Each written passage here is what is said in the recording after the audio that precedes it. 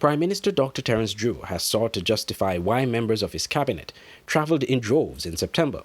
The Prime Minister, during his first press conference on Monday this week, said St. Kitts and Nevis needed to re-establish relationships with international partners and potential investors, which made it necessary for members of his government to travel to these meetings, most notably the United Nations General Assembly. The reason why we had to take those trips, and I want to say it here, it was around the time of the UN.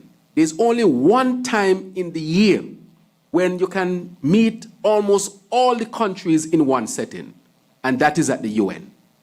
That is an opportunity that cannot be missed.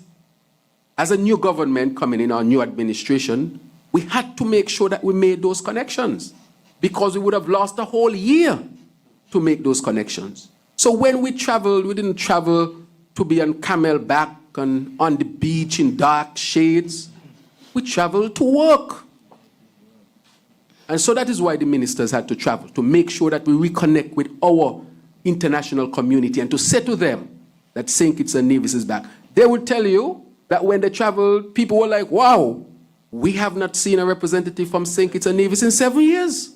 Meanwhile, Tourism Minister Marsha Henderson also said the relationship with especially international cruise ship partners was severely dented under the previous administration and needed repairing. We dropped the ball when our partners were calling on us, I think, for shelter for their crew. Now, we just returned from Santo Domingo, and they made it clear that a number of countries in the region, including St. Kitts and Nevis, as we were called upon during the pandemic to house a number of crew members who were on board the ships, and they said we did not respond. That resulted in a breakdown in relations with our partners, particularly in the cruise industry, and we started restoration to the relationships in August when we took a team to Miami and met with a number of our partners and started the restoration to the relationship.